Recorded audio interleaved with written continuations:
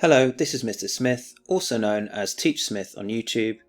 This is a Power Conflict poetry lesson on the second half of Charge of the Light Brigade for the week commencing the 15th of June 2020. If you have not yet watched the video on the first half of the Charge of the Light Brigade, I will link to it here. So remember the context on Alfred Lord Tennyson.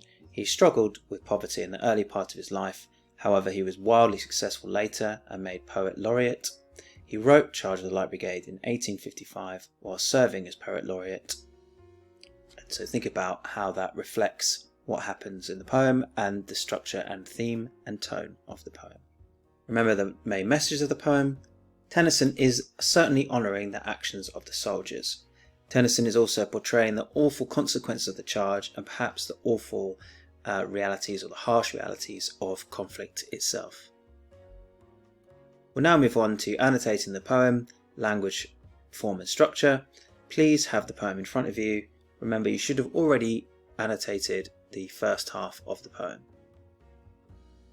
A reminder of the overall structure: 6 stanzas, 600 cavalry in 100 horse units.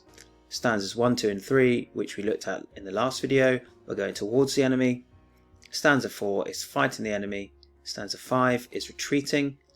And stanza 6 is a call to remember the men. So today we'll be looking at stanzas 4, 5 and 6. So in the first video we followed the charge, we followed the cavalry as they went into the valley and went through the valley or across the valley.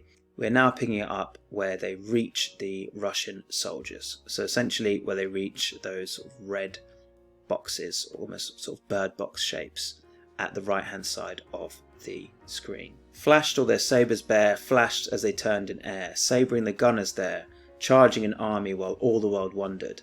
Plunged in the battery smoke, right through the line they broke. Cossack and Russian reeled from the sabre stroke, shattered and sundered. Then they rode back, but not the 600. So firstly, the repetition of flashed, the light reflecting off of the fast moving sabres. Now I just want to show you what I mean by this in terms of the sabres. Now a sabre is a curved sword, quite a long curved sword, and there's a reason for this. The cavalry officer would hold it above his head and bring it down in slashing motions and almost bludgeoning motions. It was not for stabbing, so it would sort of whisk around and whip around the cavalryman's head and to strike downwards on the enemy. This is because the aim was to cut and slash, it was not to stab, because if you stabbed you would potentially get your sword stuck in an enemy soldier. So the sabre would be sort of whipping and swishing around the cavalryman's head. Now, the world wondered, all the world wondered is a very interesting line. The alliteration emphasizes it, but the wonder is ambiguous. Are they in wonder because they're in awe? Is the world in awe? Is the world celebrating, amazed by the bravery and gallantry and the skill and courage of the soldiers? Or are they wondering if this charge is worth it? Are they wondering why this charge even happened? So that ambiguity is very clever, and again it speaks to Tennyson's tension between showing that the charge was a bad idea but also being Poet Laureate and having to be a positive advocate for the nation, having to show the nation, to show England in a positive way. So we have reeled, very powerful verb, the saying that the Russian enemy, the Cossack enemy, were heavily impacted, like a wave smashing into them essentially. They were heavily impacted by the cavalry hitting their line. Then you have this fantastic sibilance, sabre stroke, fluid and deadly, the skill with the sabre linking back to the top of the stanza, and shattered and sundered. So essentially the line broke, the Russian and Cossack line broke. So it's not as though the cavalry did nothing, it was just that they paid such a heavy cost for what they did. The Russian and Cossack line did get broken apart, which is what sundered means, breaking apart and shattering, say like a mirror, something like that, really breaking into pieces. Then you've got that break in the refrain. Instead of noble 600 or road to 600, you've got not the 600. It shows the lack of soldiers returning. It shows the extent of the loss of life. Not the 600. Many soldiers and horses have died. Cannon to right of them, cannon to left of them, cannon behind them, volleyed and thundered, stormed at with shot and shell, while horse and hero fell. They that had fought so well came through the jaws of death, back from the mouth of hell.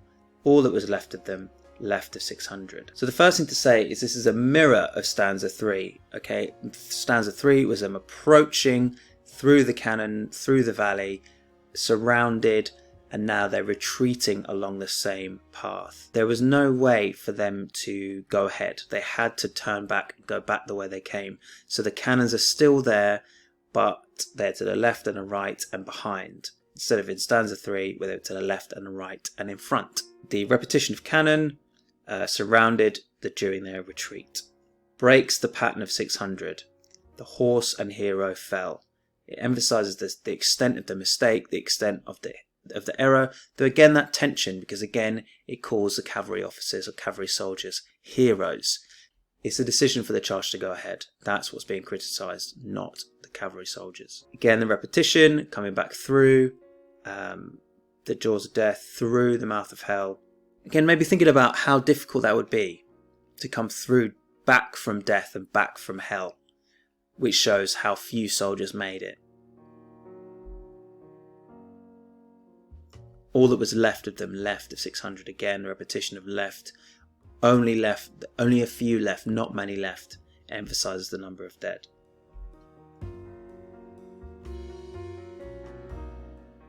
When can their glory fade? Oh, the wild charge they made, all the world wondered.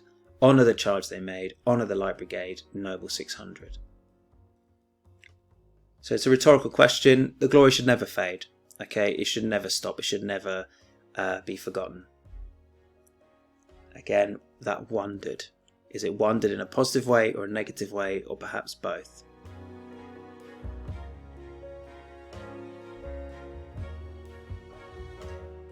And again, the repetition of honour, this lasting message. That's the last thing that Tennyson wants to leave you with, that the soldiers should be honoured. Honour what they did. It might have been a mistake, but honour the fact that they went through with it. Just leave you with a question there. Why is this a shorter stanza? I'm not sure I know the answer myself. So it's something interesting to think about. Why is this last stanza the shortest?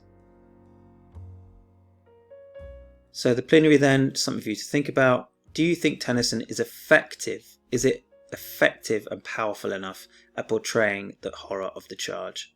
So that's your last question to be left with. So thank you, and thank you for watching this video. I hope it has been helpful, and to anyone else that has been watching the video, I hope it's been helpful. This is Mr. Smith, also known as Teach Smith on YouTube.